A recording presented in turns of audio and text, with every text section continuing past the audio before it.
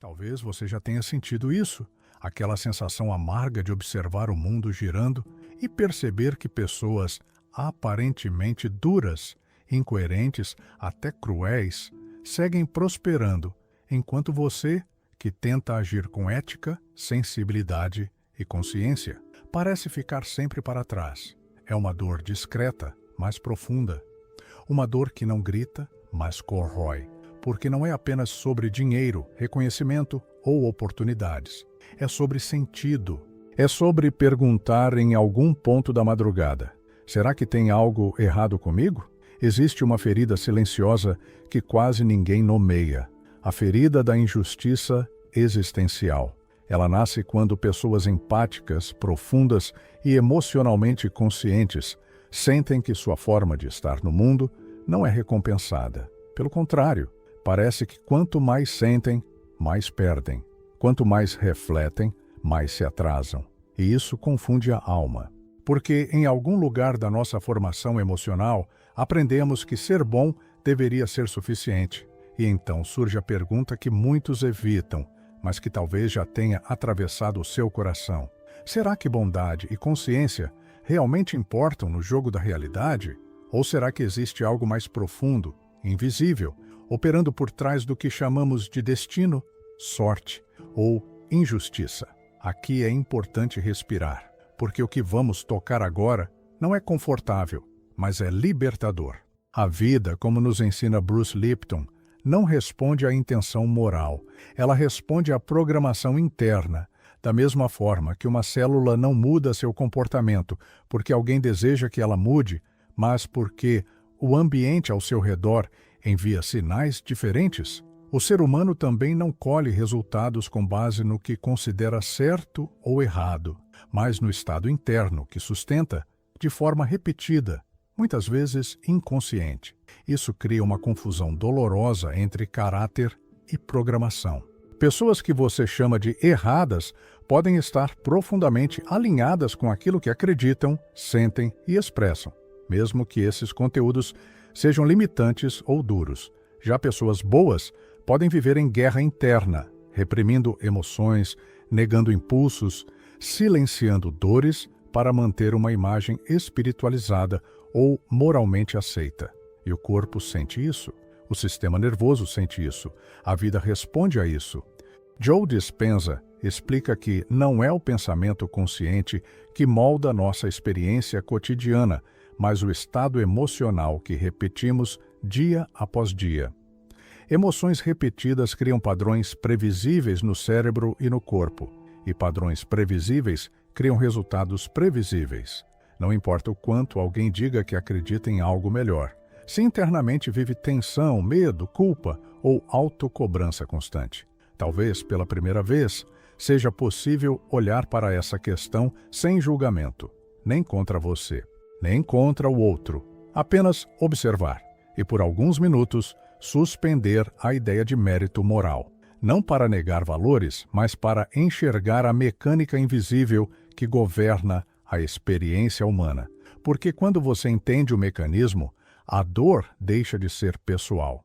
E quando a dor deixa de ser pessoal, ela começa a se transformar. Fique aqui, sem pressa, sem defesas. O que parece injustiça talvez seja apenas um convite para um nível mais profundo de compreensão sobre si mesmo e sobre a vida. Existe uma confusão muito sutil, quase imperceptível, que acompanha pessoas sensíveis desde cedo.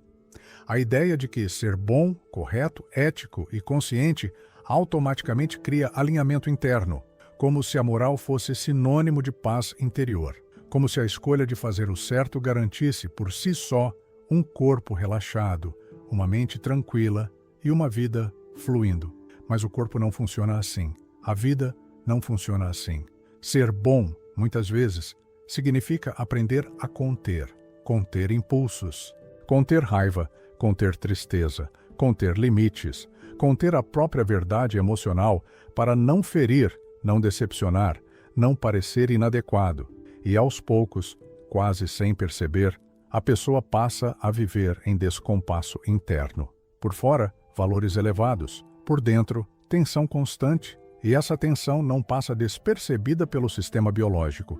A biologia não responde à virtude, ela responde à repetição emocional. O corpo aprende com aquilo que é vivido todos os dias, não com aquilo que é idealizado. Se o cotidiano interno é feito de autocensura, culpa silenciosa, medo de errar e esforço constante para ser melhor, o corpo registra isso como estado de sobrevivência. Mesmo que a intenção seja nobre, mesmo que o discurso seja espiritual, o corpo entende apenas o que é sentido. É por isso que, muitas vezes, pessoas agressivas, diretas ou emocionalmente duras parecem avançar com mais facilidade.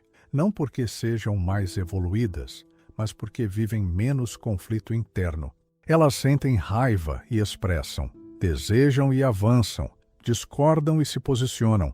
Há coerência entre o que sentem e o que fazem. E coerência gera estabilidade energética, mesmo quando o conteúdo não é elevado. Enquanto isso, pessoas empáticas aprendem a engolir emoções, aprendem a sorrir sentindo dor, a compreender quando queriam ser compreendidas, a ceder quando precisavam ser acolhidas.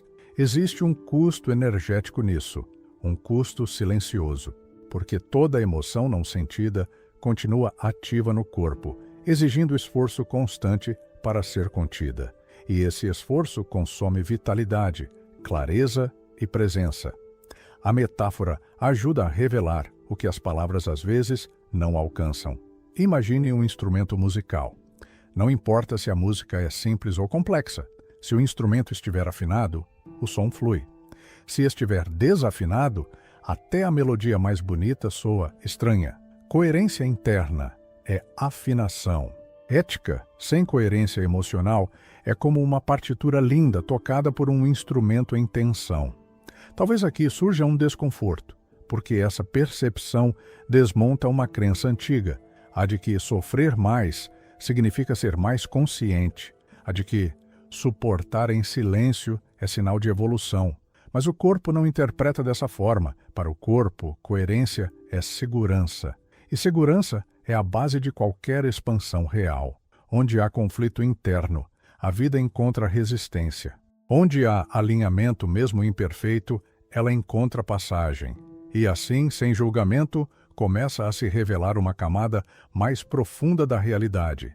Não sobre quem é melhor, não sobre quem merece mais, mas sobre quem está inteiro o suficiente para sustentar aquilo que chega. Existe uma camada da experiência humana que raramente é percebida, porque ela não faz barulho. Ela opera no fundo, silenciosa, constante. É o território do subconsciente. E é ali que grande parte da vida está sendo decidida, mesmo quando acreditamos estar no controle. A consciência observa, justifica, interpreta. Mas quem dirige, na maior parte do tempo, é aquilo que foi repetido tantas vezes que se tornou automático. Quando Bruce Lipton fala sobre o piloto automático emocional, ele está apontando para algo profundo e, ao mesmo tempo, desconcertante. Mais de 90% das nossas decisões não nascem do pensamento consciente, mas de programas formados por repetição emocional ao longo da vida.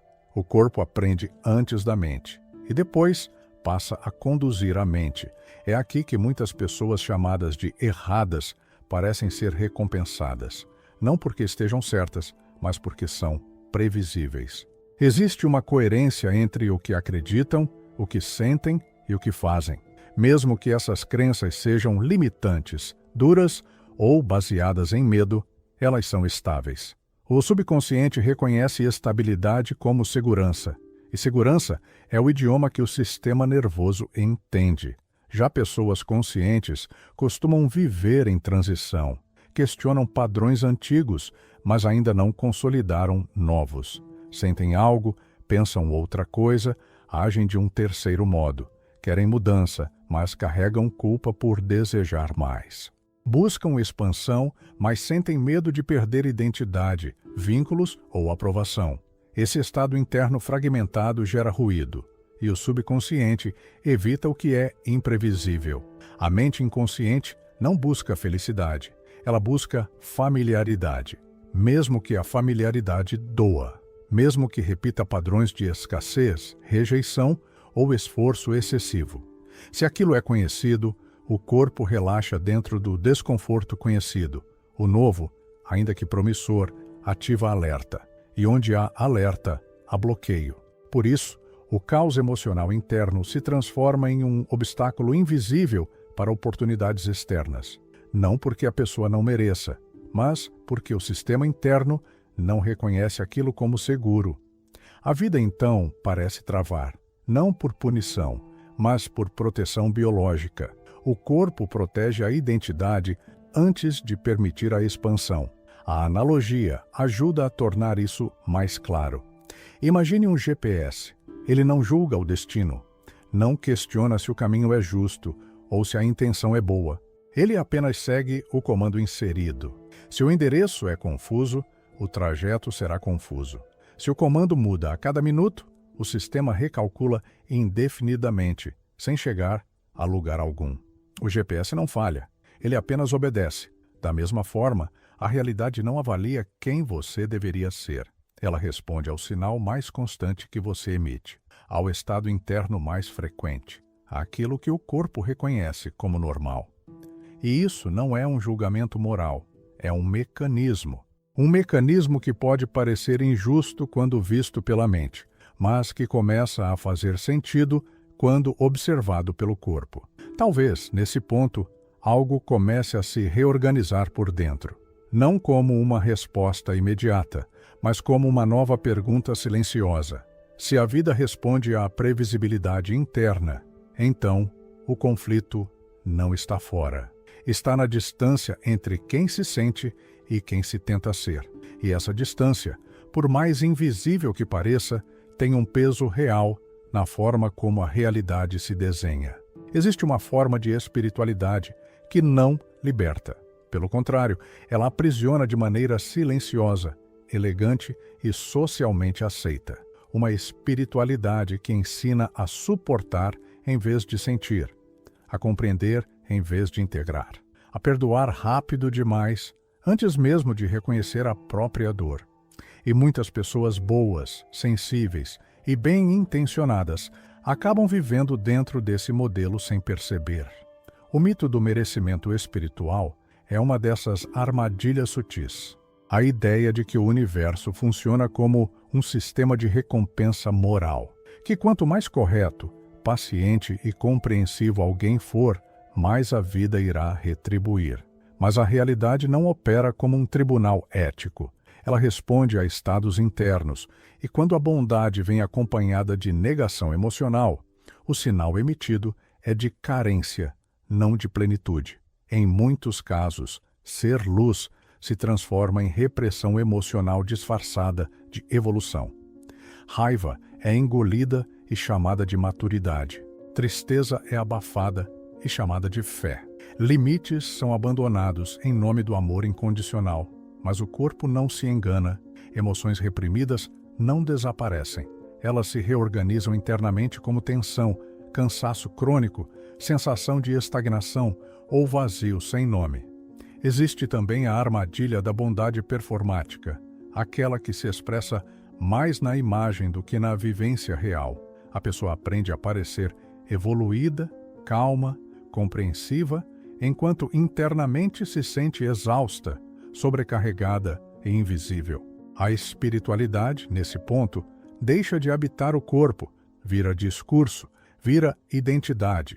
E tudo o que não é vivido no corpo perde força de manifestação. Muitas pessoas boas sabem doar, mas não sabem receber. Estão sempre disponíveis, sempre abertas, sempre cedendo. Mas quando algo retorna, sentem culpa, desconforto, medo de parecer egoístas. O fluxo se rompe, porque receber exige presença, exige permissão, exige reconhecer valor próprio sem justificativas espirituais. A metáfora do rio ajuda a iluminar esse ponto com delicadeza. Um rio que apenas doa água, sem se permitir ser abastecido por nascentes, pela chuva, pelo fluxo natural da vida, começa a secar. Não por falta de generosidade, mas por falta de equilíbrio. A escassez não surge porque o rio é ruim, Surge porque ele não se reconhece como parte do ciclo. Quando a espiritualidade se desconecta do corpo, ela deixa de sustentar a vida concreta. E então, paradoxalmente, pessoas boas permanecem em falta, enquanto outras avançam, não por serem mais elevadas, mas por estarem mais inteiras. A vida não responde ao quanto alguém se sacrifica, ela responde ao quanto alguém está presente em si mesmo. E talvez esse seja um dos pontos mais delicados de todos, porque questiona não a bondade, mas a forma como ela foi aprendida. Questiona se a espiritualidade vivida realmente acolhe a verdade emocional, ou se apenas a silencia com palavras bonitas. Quando essa pergunta surge, algo começa a se mover por dentro, não como acusação, mas como possibilidade de reconciliação interna, o fator silencioso.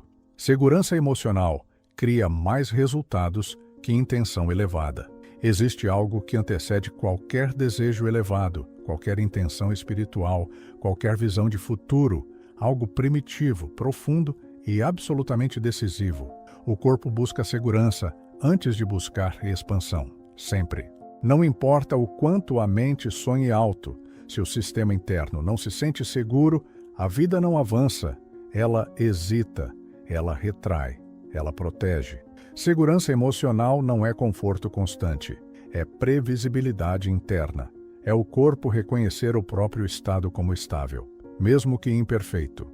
Pessoas inconscientes, mas seguras, muitas vezes acessam mais recursos, oportunidades e movimento do que pessoas altamente conscientes que vivem em permanente autocobrança.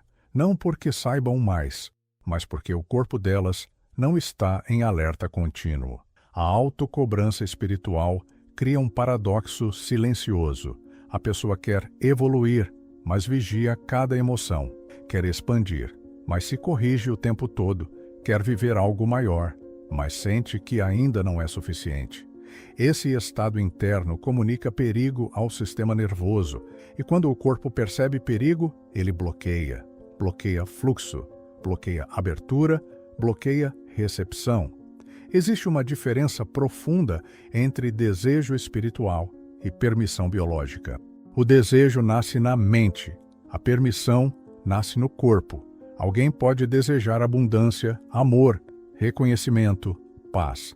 Mas se essas experiências ameaçam a identidade construída, a identidade de quem sofre, de quem se sacrifica, de quem se adapta, o corpo reage como se estivesse perdendo algo essencial. E então, inconscientemente, impede que isso se concretize. O sistema nervoso protege aquilo que é conhecido, mesmo quando o conhecido dói. Porque a dor familiar é menos ameaçadora do que o desconhecido promissor. Essa é uma verdade difícil de aceitar, mas profundamente humana.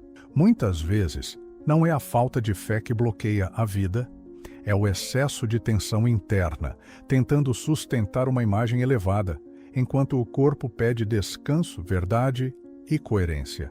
A analogia da árvore ajuda a tornar isso visível. Não se faz uma árvore crescer em solo instável. Não importa a qualidade da semente. Se o solo não sustenta, a raiz não se aprofunda. E sem raiz, não há altura que se mantenha. Segurança emocional é solo. Intenção elevada é semente. Uma sem a outra não gera floresta.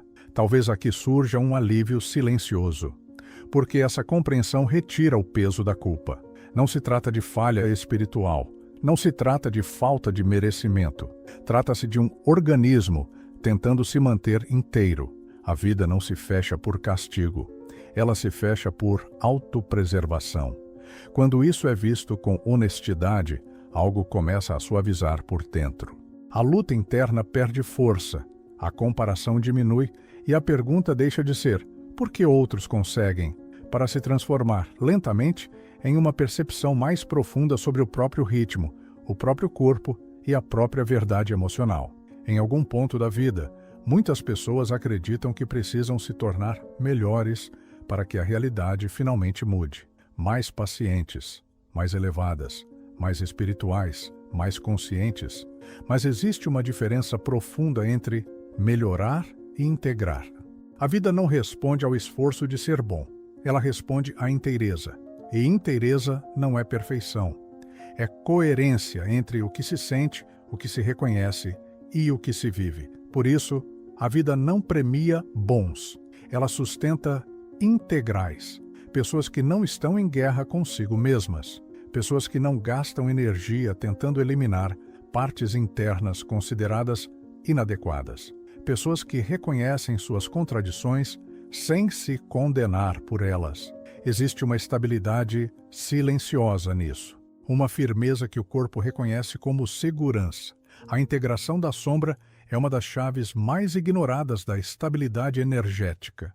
Não no sentido místico ou psicológico distante, mas no cotidiano simples. Reconhecer a raiva sem agir a partir dela. Admitir o cansaço sem transformá-lo em culpa.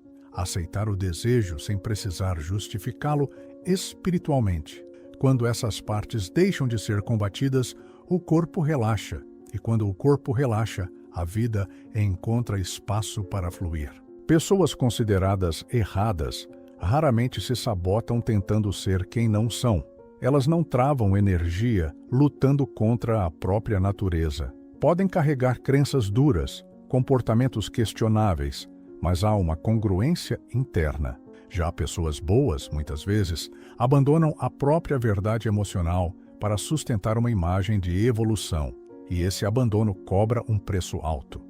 Porque tudo o que é rejeitado internamente continua ativo, exigindo vigilância constante. Existe um perigo silencioso em trocar a verdade emocional por espiritualidade. Quando a dor é negada em nome da luz, ela não se dissolve, ela se esconde.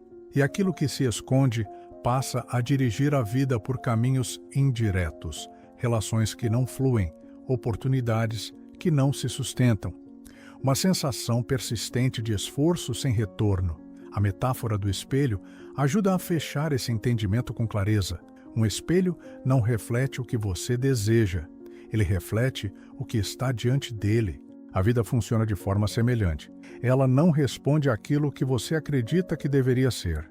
Ela responde ao estado interno que está realmente presente, sem julgamento, sem intenção, apenas resposta. Quando essa compreensão amadurece, algo muda no eixo interno. A luta para parecer correto perde força.